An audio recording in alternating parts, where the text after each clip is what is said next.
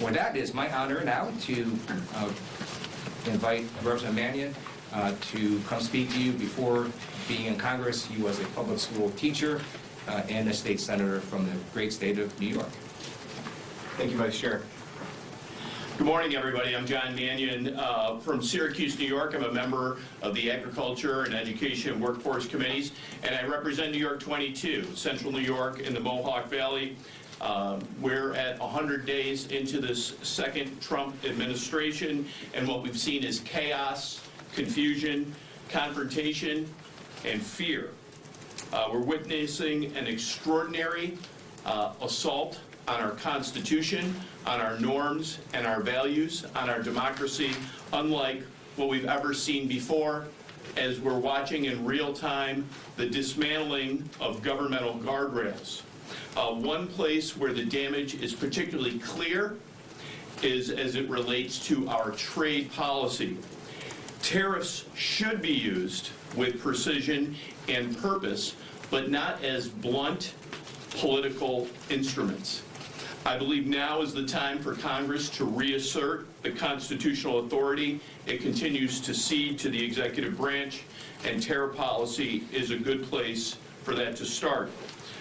New York 22 has a long history of manufacturing, of innovation. We have a vibrant agricultural sector and world-class research institutions.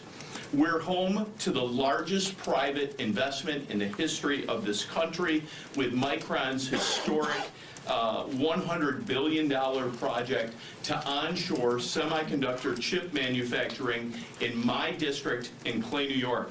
It's a transformative project that will create thousands of jobs and solidify our region's role in the global economy and the global tech economy.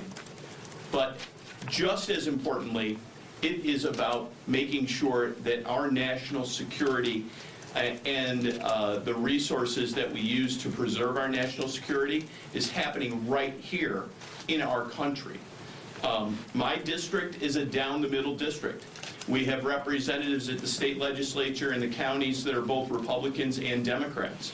CHIPS and Science was a piece of legislation that required all levels of government from both parties and stakeholders and experts in the field to negotiate it, get it right, so that we can make sure that we put our national security at a premium and the emerging threats as it relates to supply chains. We had to address that. We did address it. It was done in the last Congress, and as a result, that project is moving forward.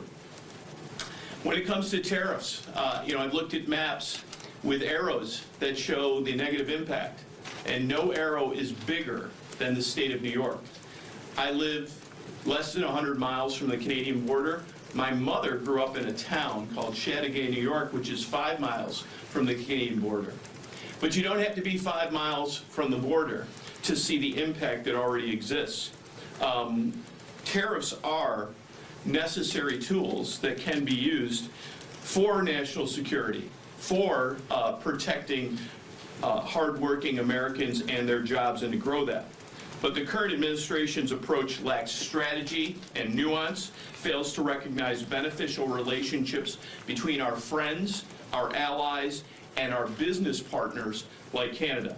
In Central New York and the Mohawk Valley, we rely heavily on trade with Canada for both imports and exports. Sometimes a product's production crosses the border multiple times, sometimes within the same company, and still tariffs would be imposed on those pre-manufactured products. Materials come from Canada, and our products go to Canada. We have multiple industries that are being impacted in agriculture, lumber, metal production, as I mentioned, our building materials for an important plant that is coming into my district. There are double and triple tariffs that are hurting the bottom line. They're hurting jobs. Contracts are being canceled. Contracts are not moving forward in the negotiation process. Costs are being driven up. It makes absolutely 0 sense. So we have to get this right. The relationship between my district and Canada is so intricate, and it goes beyond just commerce. Canadians are our friends. They're often our family members. As I said, they're our business partners. And what newly elected Canadian Prime Minister Carney made remarks last night, and he called this the American betrayal.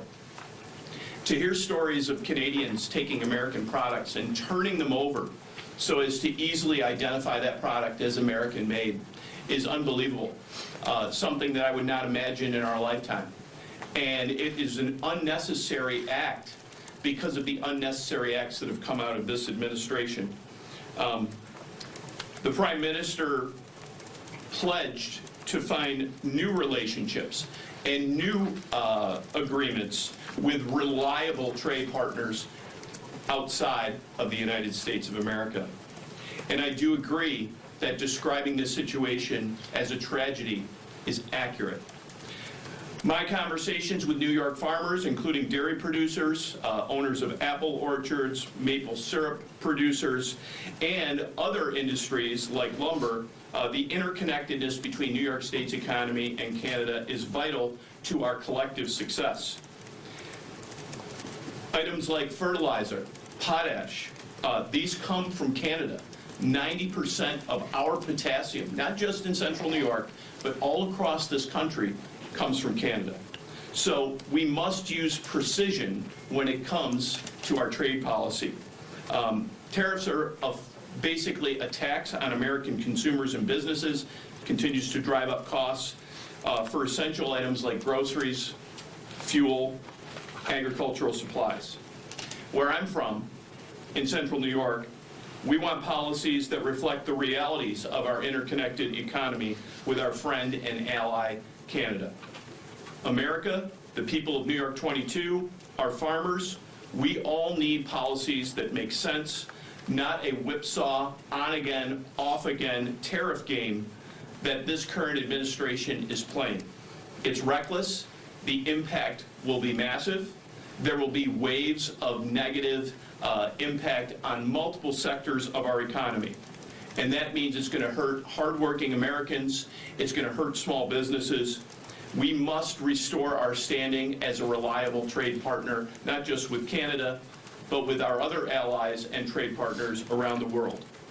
Simply, we are hurting consumers. We're hurting Americans. We're hurting businesses because of a lack of a cohesive strategy. We need to be more thoughtful. We need to be more targeted. We need to strengthen our economy without placing undue burdens on hardworking Americans. So I ask that we have sanity to our trade policy and that we restore our country's standing around the world, not just as a reliable trade partner, but as the beacon of democracy around the world. Thank you. I appreciate the opportunity to speak.